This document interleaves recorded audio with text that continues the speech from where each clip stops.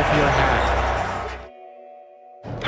We'll have good nights, we'll have great nights, but it's how we galvanize this group together and how we sacrifice and compromise for the greater good. Great glimpses. We started off the game very, very, very good.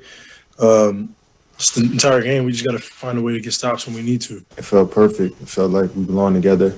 This journey together is going to be fun. It was a tough first start, and especially it was an up and down game for us. But I like where we are.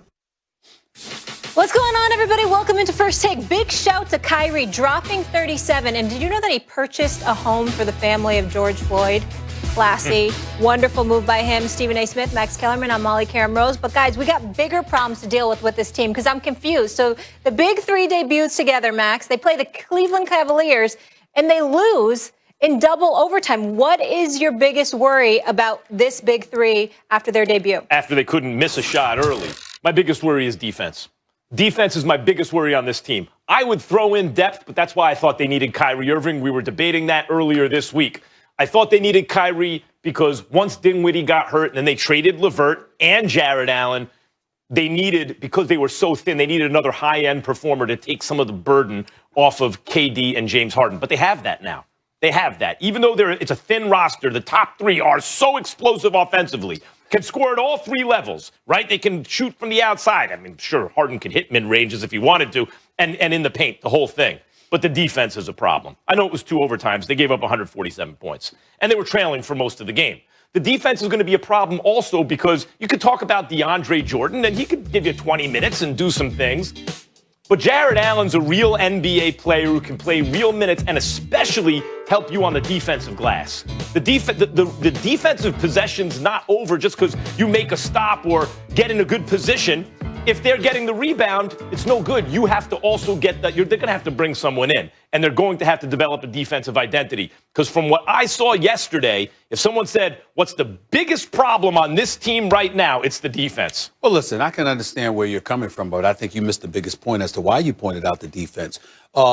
Did you know that the Cleveland Cavaliers have the second worst offense in the National Basketball Association? They rank 29th. Out of 30 teams, second worst. They ranked 29th out of 30 teams in the NBA offensively and dropped 147 on the Brooklyn Nets without Darius Garland, without Kevin Love. So I just wanted to throw that out. But that still ain't the biggest takeaway from yesterday's game. I got news for you, Max. How about not getting the ball to Kevin Durant when it counted most? How about Kyrie Irving taking 28 shots, 3 more shots than Kevin Durant? How about Kyrie Irving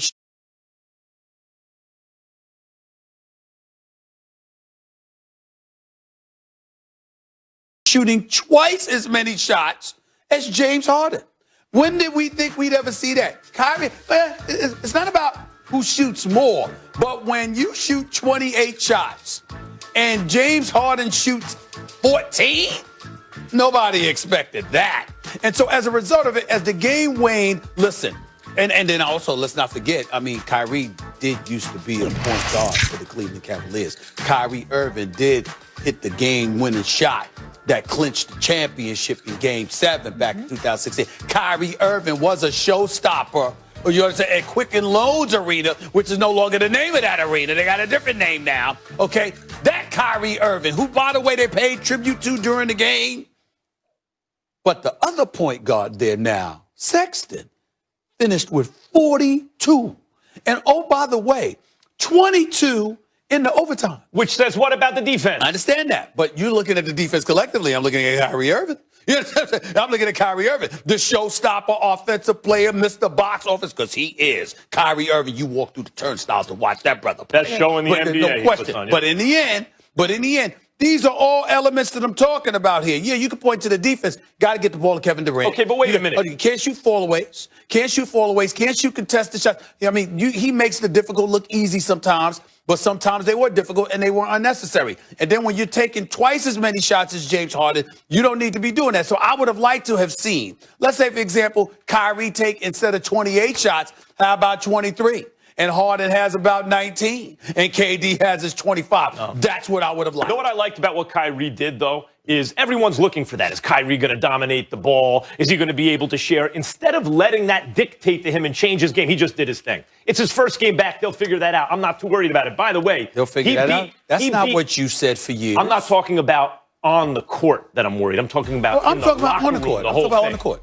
He beat Colin Sexton. Would have ended the game. I think it was that the regulation or overtime? He beats him off the dribble. Would have ended the game, and they called him for the offensive foul. Yeah, but they overturned it. They overturned it. Okay. They overturned that call. But the point is, Kyrie Irving taking the last shot's going to happen sometimes. Sometimes it's going to be KD. Sometimes it's going to be James Harden. I agree. That's all good. Even talk about the defense. Even let's talk about Sexton, right? He was taking some bad shots late in regulation and early in the overtime. They had two guys on him, hands in his face. He was still, because he's not bothered by defenders' hand in his face. He's a baller. What happened? That's because they were leaving Jetty Osman, right? They were just leaving him on defense. Eventually, Bickerstaff notices it.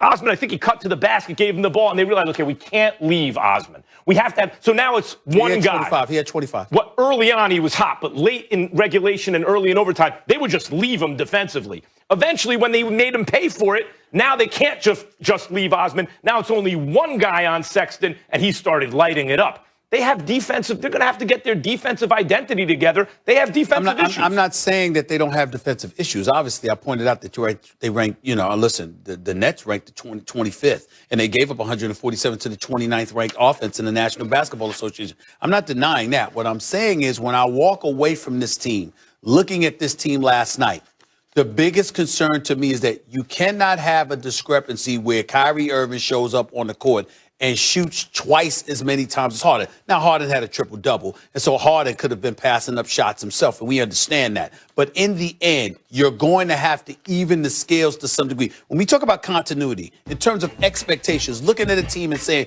okay, this is what you should expect from them. I'm saying KD shooting about 25 times, Kyrie Irving shooting around 23 times, James Harden shooting about 19, 20, 21 times. That should be what it is. And the only reason why James Harden would elevate those numbers in terms of field goal attempts is because he's basically your point guard. For people to sit there, because James Harden had 12 assists. KD had 8. Kyrie had 3. You know what?